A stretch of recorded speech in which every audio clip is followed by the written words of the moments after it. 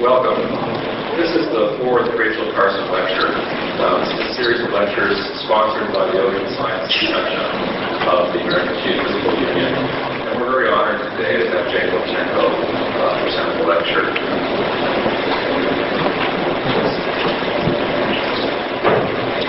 Rachel Carson lived from 1907 to 1964. She had 15 years of service in the U.S. Fish and Wildlife Service. While she was there, she was a writer, an editor, and a scientist. In 1952, she turned to writing full-time and published the famous book, The Sea Around Us. She continued in the rest of her career to speak out, to write, to testify, and be a proponent of conservation. Her book, The Silent Spring, was published in 1962. If you're not familiar with Rachel Carson's career, I recommend the website here. It's a good one, and it tells you something about her. That quote I found on the website, and I think it is a great quote. The more clearly we can focus our attention on the wonders and realities of the universe around us, the less taste we shall have for destruction. The Ocean Sciences section is pleased today to have Jane Lubchenco, someone who follows in Rachel Carson's footsteps as a spokesperson for the protection of marine ecosystems. She's also a research scientist with interests in biodiversity, climate change, sustainability science, and the state of the ocean. Please welcome Dr. Jane Lubchenco, our speaker today.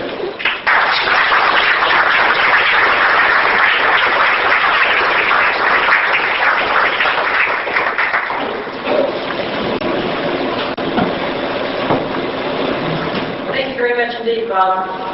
This is a very special honor to be invited to give this lecture. I've long been a real fan of Rachel Carson's. And this year in particular, I'm going to give you hand signals if I can, Bob. We're getting our act together here. This year, any year, would be a very special year to be invited to give the Rachel Carson lecture. But this year has particular meaning because it is, in fact, the 40th anniversary of the publication of Silent Spring. Silent Spring, as Bob mentioned, is Rachel Carson's best-known work and the one for which she has received a tremendous amount of recognition. My lecture today is very much an homage to Rachel Carson and is entitled Seize the Day, Learning to Navigate Uncharted Waters. It's my intent to focus on 4 different topics for you, to focus specifically on what Rachel's legacy was in a slightly different fashion than what is often communicated. It's the legacy that I think we as scientists need to pay particular attention to. Secondly, I'm going to take stock of the changes that have happened in oceans since the time that Rachel was focusing her attention on ocean ecosystems. Thirdly, I'm going to use those changes to draw our attention to the new context in which we are practicing our science. And fourth, to consider what I think is our ultimate challenge: how to provide the knowledge base that will enable humanity to make an effective transition to sustainability, i.e. to navigate the uncharted waters in which we find ourselves. If you haven't had an opportunity to read Linda Lear's biography of Rachel Carson, I heartily recommend it. It's exceptionally well written. Lear is a very talented biographer, and one really gains insight into the person that was Rachel Carson, as well as what her phenomenal legacy has been. As Lear points out, Carson was indeed a marine biologist at heart. She was a careful scientist, a keen observer of nature, a passionate and articulate communicator of science, not only to other scientists, but to the public and to policymakers. She was a particularly gifted writer, and in her early works, focused primarily on the marine systems and the critters that lived in oceans, telling in very evocative, interesting, intriguing terms things that she had learned about the inhabitants of the ocean realm. Much of what she focused on was a very keen sense of wonder about the natural world. And she had a wonderful gift for communicating that sense of wonder in ways that common people could understand and learn from and get excited about.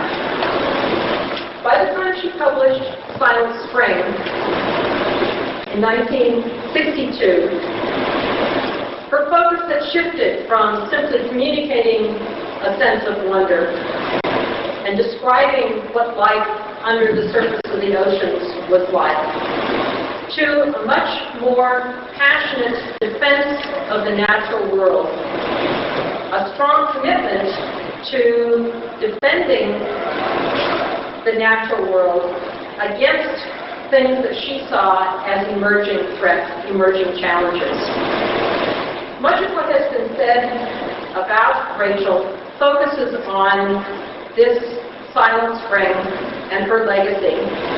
And Linda Lear encapsulates it as follows. Carson challenged the culture of her time and in the process shaped a powerful social movement that altered the course of American history.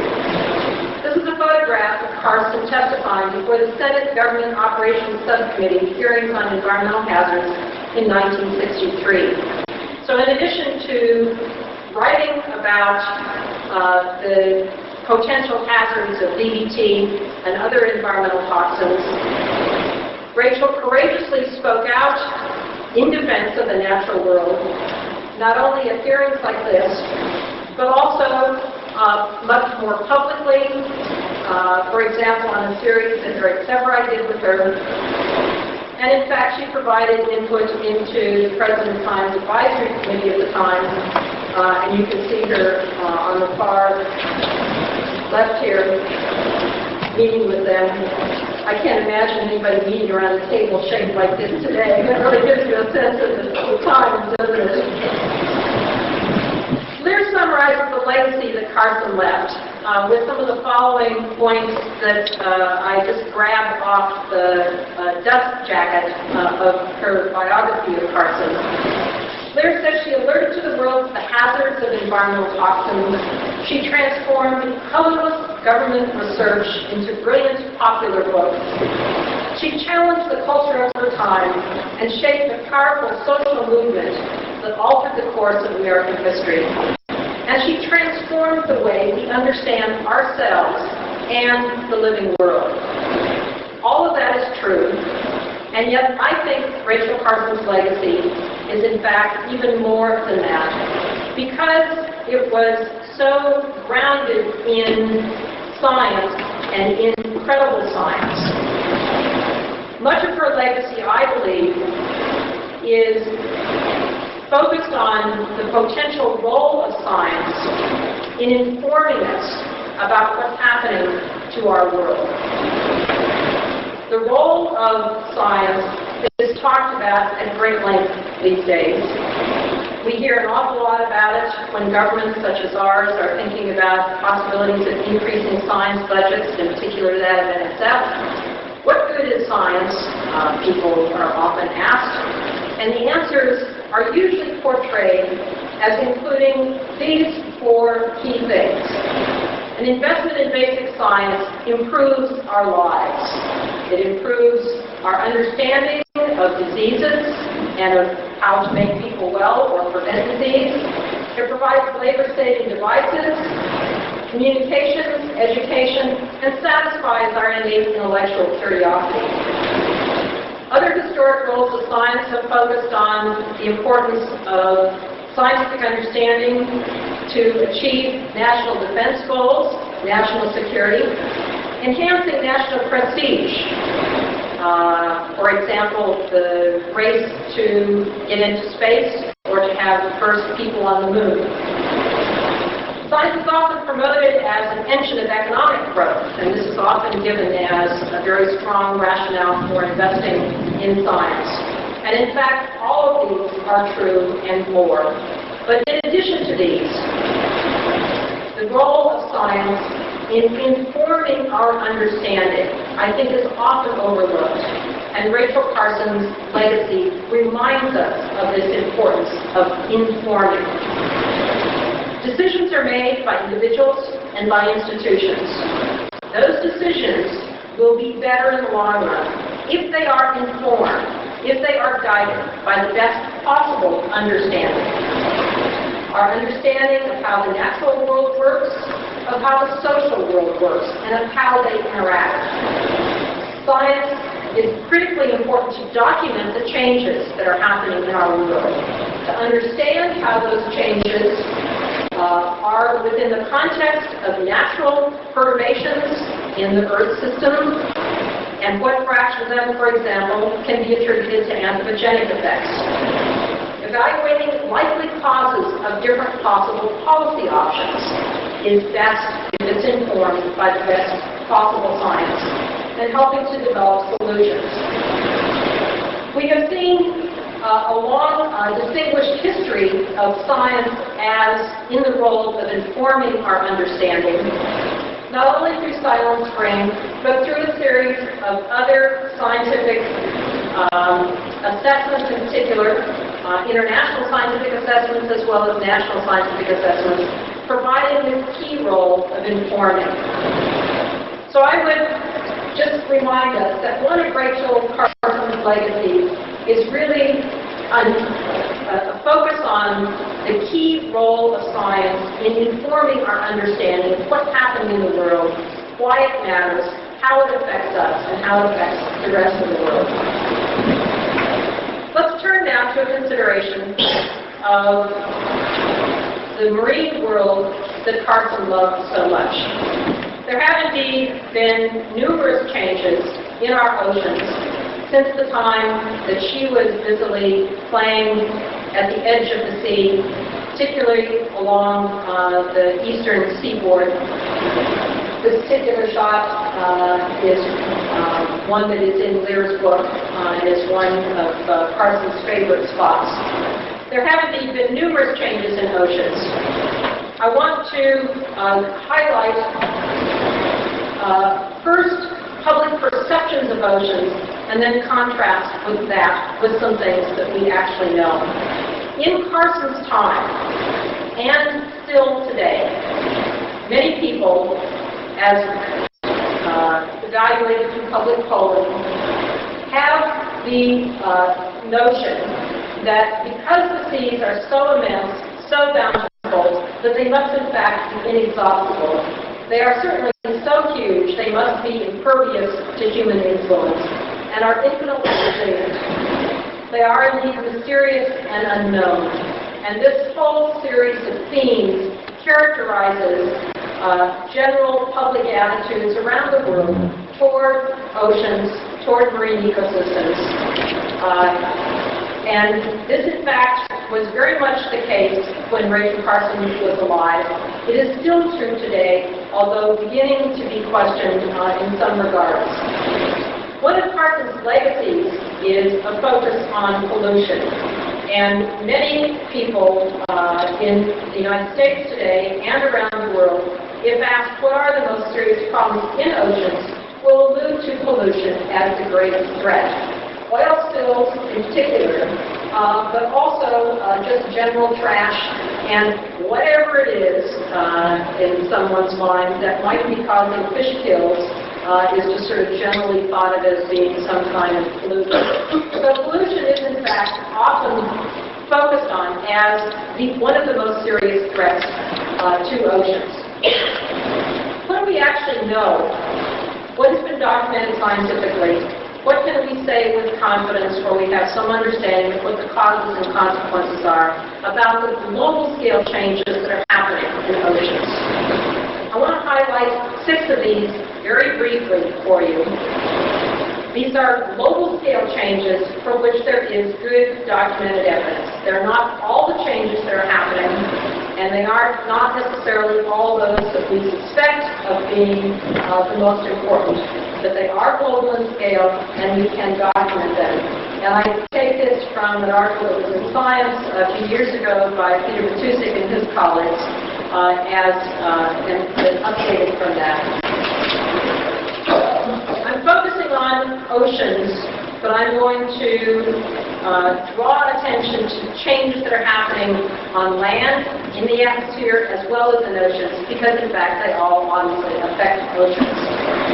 We know that human activities have now transformed more than half of the landscape of Earth. These land transformations, clearing of forests, agriculture, this is that photo of Kansas from space, and this is residential development in coastal sage scrub in Southern California. This land transformation alters a wide variety of processes that affect oceans. The flow of water, nutrients, and sediment to oceans. It affects the chemistry of the atmosphere, and indeed habitat for coastal species. Land transformation is happening at a frantic pace in coastal areas, in particular around the world. Currently, half of the U.S. population lives relatively close to the coast. By 2025, about 75% of the U.S. population is expected to live in coastal areas. Much of the change that is happening in coastal areas is this land transformation, a conversion of the land from one state to another. And in some kinds of habitats, such as mangroves, there has been tremendous loss of mangrove ecosystems, which has been relatively unappreciated in terms of what the actual consequences of these losses are. We've lost 50% of mangroves to a combination of conversion to shrimp ponds, agricultural lands, and residential areas, coastal development. Coastal development here in Florida, shrimp ponds here in Thailand, and agricultural fields here in Florida. This conversion of mangroves from mangroves to these other transformed areas has very serious consequences in terms of loss of not only the goods but also the services that these critical marine ecosystems provide. This three-dimensional habitat below the water turns out to be extremely important as a nursery area for many species that are, many of which are commercially important. This provision of habitat as a nursery area, as a spawning ground, is one of the ecosystem services provided by mangroves. Others include things like the trapping of sediments, and in fact in areas such as this where mangroves have been removed, sediments that are moving downriver simply pass on to and are smothering coral reefs that are downstream of where these mangroves used to be. So the trapping of sediments and detoxification and sequestration of pollutants in the sediments in mangrove forests is another critical ecosystem service. In addition, mangroves provide protection against the battering of waves and therefore protect shores against erosion. So this type of ecosystem that is often not appreciated as being just a stinky, icky swamp area, in fact, it's providing a wide range of critical goods and services, both below the water as well as above the water. And this transformation of mangroves thus has very serious consequences in terms of loss of those services. So land transformation is the first global scale change, and it's happening in all ecosystems and at an increasing rate. The second global scale change that I want to highlight has to do with the change in the atmosphere that you are all very familiar with. Increase in carbon dioxide of 30% since the beginning of the Industrial Revolution. We know where it's coming from. We know that it is one of many greenhouse gases, many others of which are also increasing. And we know that the planet is in fact warming. We understand that the climate system is extremely complex, it's highly nonlinear. There are a lot of things about it we don't understand. But indeed, there are a series of changes that are happening as the planet warms. The global ocean heat content has increased significantly since the late 50s, and sea level rise is occurring and is predicted to continue to occur. The third global scale change has to do with one of the basic biogeochemical cycles of the planet, that of nitrogen. For most of, until the last century, the bulk of nitrogen that was fixed comes from natural fixation by algae and bacteria, and a small fraction by lightning, totaling just a little over 100 teragrams of nitrogen fixed annually. Beginning in the last century, humans have added significantly to that nitrogen fixation, primarily from burning of fossil fuels, planting of legumes over broader areas than they would occur naturally, and the largest contributor is the making of fertilizers. Those activities, especially this third, have increased very significantly and dramatically over the last century, such that human contribution to nitrogen fixation has now more than doubled the amount of nitrogen fixed on an annual basis. These changes have very significant consequences to marine ecosystems, as well as terrestrial and freshwater. You see here the Mississippi drainage basin bordered by the Rockies and the Appalachians, going from Canada to the Gulf.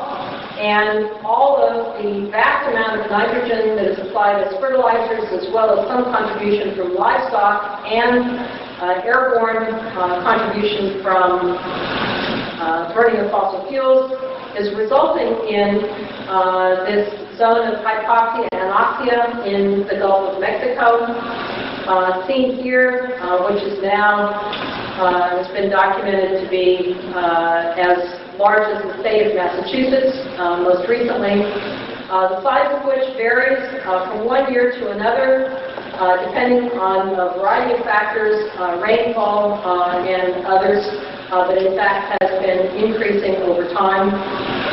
There now are some 50 zones of hypoxia and anoxia globally that are all at the mouths of large rivers, draining agricultural areas, and this eutrophication, hypoxia and anoxia, are one of the very serious consequences of this major modification of the biogeochemical cycle that's happening primarily on land but playing out in oceans.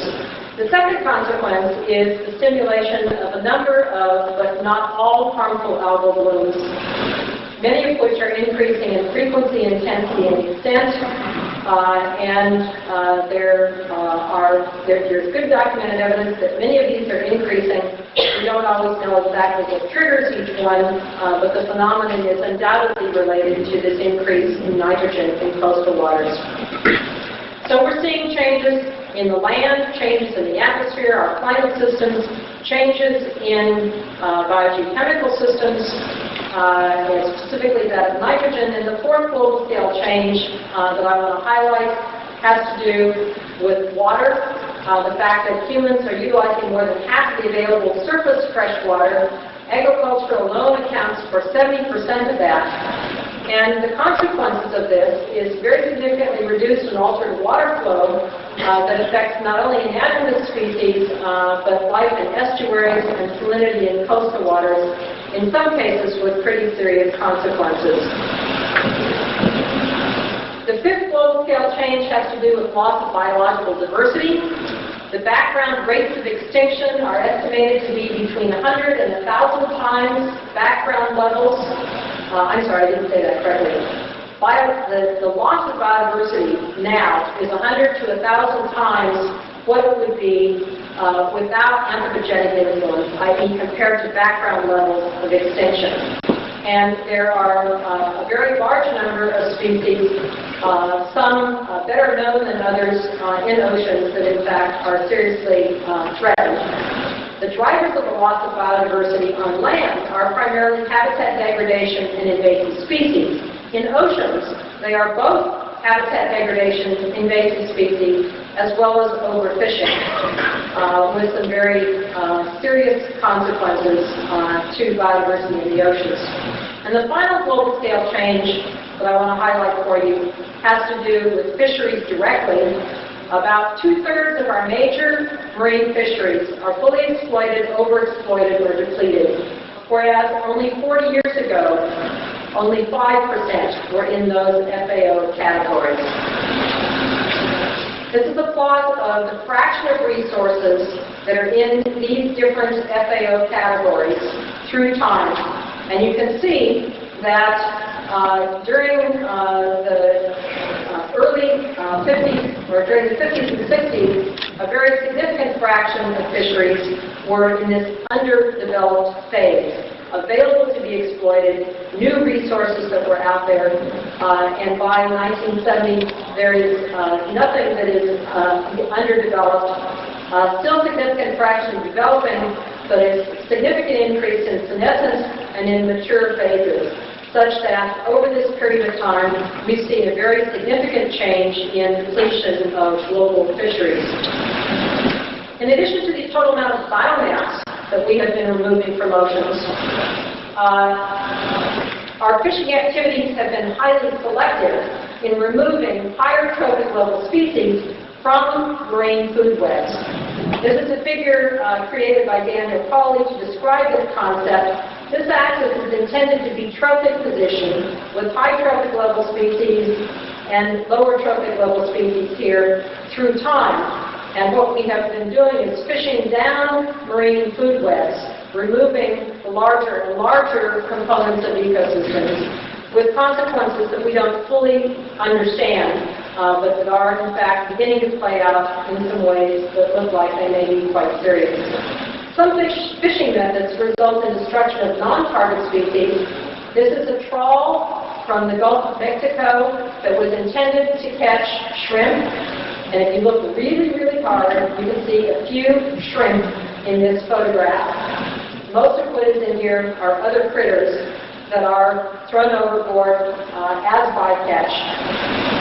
The total annual catch of this unintended catch is on the order of 30 million tons a year. The total global catch of intended species is on the order of 80 to 90 million tons. So you get an idea of the significance of the amount of bycatch. Other fishing practices are wasteful. These are shark fins or shark fin soup, or exceed sustainable levels or alter habitats.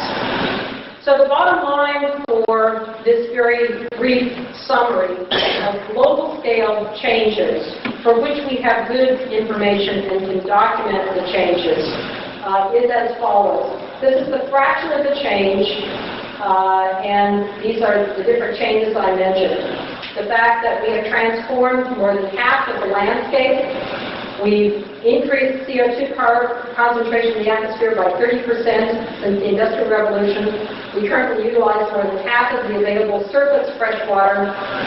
Human activities account for half of the total amount of nitrogen fixed on an annual basis. And 2/3 of the major marine fisheries are fully exploited, overexploited, or depleted. Marine ecosystems are, without a doubt, human-dominated, and without a doubt, seriously threatened. The causes are multiple. They have to do with both land-based and ocean-based activities. None of them is intended to change marine ecosystems to the extent that they are. All of them is changing those marine ecosystems, and we are just beginning to understand how these interact and what the consequences are.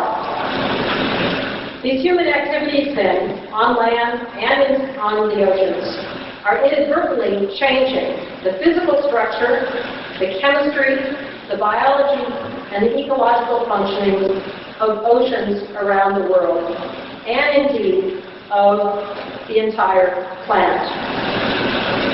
Human activities are causing changes that are unintended. And if you tell people that, in fact, we're changing the chemistry of the oceans, they kind of look at you and say, how can that possibly be? And yet, in fact, we are. If you look at the amount of nitrogen that is coming off the land, especially in coastal areas, there are very, very significant changes, as well as these others. These changes are happening at faster rates, over broader areas, and sometimes the changes are absolutely new.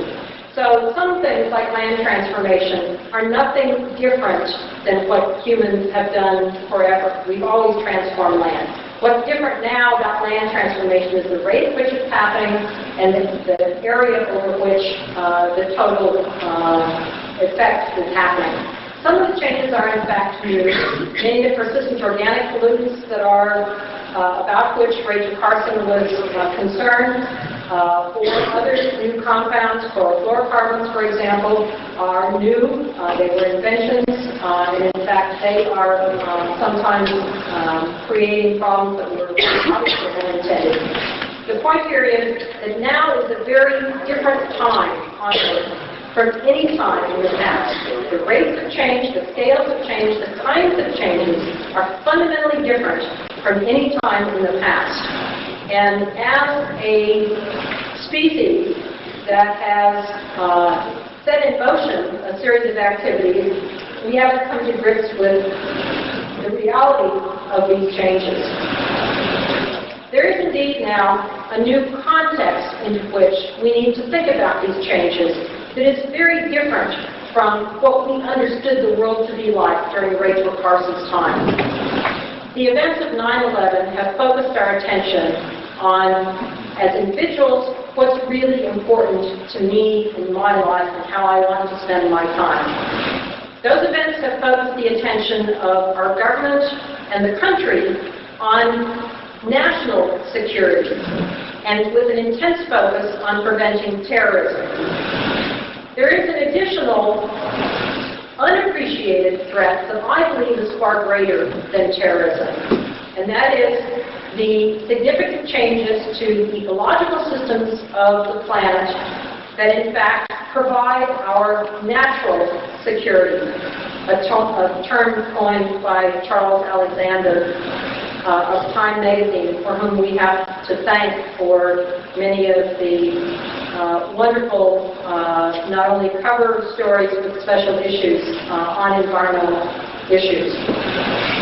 Human health, prosperity, and well-being depend intimately on intact, functioning ecosystems on land and in the oceans. And it's these ecosystems that we are in the process of altering radically. Unintentionally, but radically. As we transform the landscape, as we transform the seascape, as we alter biochemical cycles, as we lose biodiversity, as we fragment habitats and alter the climate, we are changing the functioning of the very ecosystems that provide the goods and services for all of life on Earth, including humanity. These ecological goods and services are indeed the life support systems for the entire planet. If you ask most people how we depend on nature, they will focus on the goods: food, fiber, genes, medicines, the things that we get from nature. Most people are unaware of the services that are provided to us by intact functioning ecological systems. Services such as partial regulation of climate, purification of air and water and soil, the provision of pollinators, the provision of fertile soil. The mangrove ecosystems that I drew your attention to earlier provide a broad suite of ecosystem services as well as goods. So these goods and services together provide the life support systems. And the ecological systems that are providing these goods and services are in fact being altered in ways that they've never been changed before. Degraded or disrupted ecosystems are not providing the goods and services that we expect or want or need. This is a fish trap that has caught precious few fish, which is hardly sufficient to feed the family that depends on fishing and that used to have bountiful catches. We find ourselves, therefore, in what I would call uncharted waters. We have the most sophisticated navigational abilities that humans have ever had. And yet we're not sure where we are or where we're going. We have begun to alter the ecological systems of the planet in ways that we don't understand, and that, in fact, is a major challenge for all of humanity. I think it is the ultimate challenge. The challenge to us as scientists is to how to figure out how to help ensure our natural security, how to help society understand what's happening, what to do about it, how to make a transition to sustainability. There will probably be almost twice as many people on Earth at the close of this century as are alive today. How to provide even their most basic needs while nurturing and restoring the planet's life systems is the ultimate challenge. We don't know how to do that. Science has a huge role, not the only role, a huge role to play. First of all, in informing our understanding of what's happening, and secondly, in guiding the choice of solutions, in providing analyses of the consequences of different policy options. Navigating these uncharted waters will require new attitudes that are respectful of ecological systems, attitudes that understand that they provide our goods and services. It will require new goals of conservation and restoration, because it's in our interests to do that, not just exploit. It will require new tools, for example, marine reserves, areas of the oceans that are completely protected from any extractive activities that can play a key vital role in helping to protect and restore marine ecosystems. It will require new default systems, where instead of moving ahead with activities, we err on the side of caution instead of err on the side of exploitation.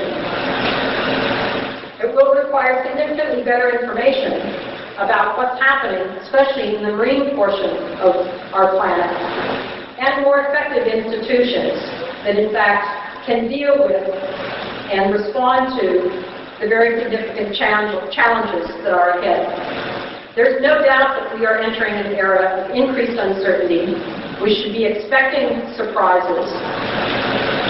We desperately need more integration of biophysical sciences and socioeconomic sciences to be able to meet this challenge, to be able to provide the knowledge base to make this transition to sustainability. So I would sum up for you that Rachel Carson's legacy is not just drawing attention to the potential role of DDT and other environmental toxins, and is not limited just to an eloquent infusion of a sense of wonder, but it's also drawing attention to the role of science in informing and guiding our understanding. The oceans that she studied as a scientist are indeed in trouble today. We have a new context for thinking about changes, with the goal of natural security as the sine qua non. The transition to sustainability, I believe, is our collective ultimate challenge, one that will require the dedication of the best scientists working together, being willing to help provide solutions, willing to apply their information in new ways and new challenges, working together in interdisciplinary fashions, and rising to the challenge of helping society understand what's happening and what we might do to get on this path to sustainability. After all that heavy stuff, I thought we need something a little lighter. Calvin and Hobbes is one of my favorite cartoons. Too bad that Bill Watterson is no longer producing it, but I wanted to share this one with you. Calvin and Hobbes are moving along. Hobbes is pushing Calvin in his little red wagon. Calvin says, "True, Hobbes, ignorance is bliss. Once you know things, you start seeing problems everywhere. And when you see problems, you feel like you ought to try to fix them. And fixing problems always seems to require personal change. And change means doing things that aren't fun." I say food to that. Here they are picking up speed. But if you're willfully stupid, you don't know any better. So you can keep doing whatever you like. Going even faster, Calvin continues, "The secret to happiness is short-term, stupid self-interest." Hobbes says, "We're heading for that cliff." Calvin, covering his eyes, "I don't want to know about it." They fall off the cliff. Whoa, crash. Hobbes says, "I'm not sure I can stand so much bliss." And Calvin says, "Careful, we don't want to learn anything from you." I urge you to seize the day and remind you that Rachel did. Thank you.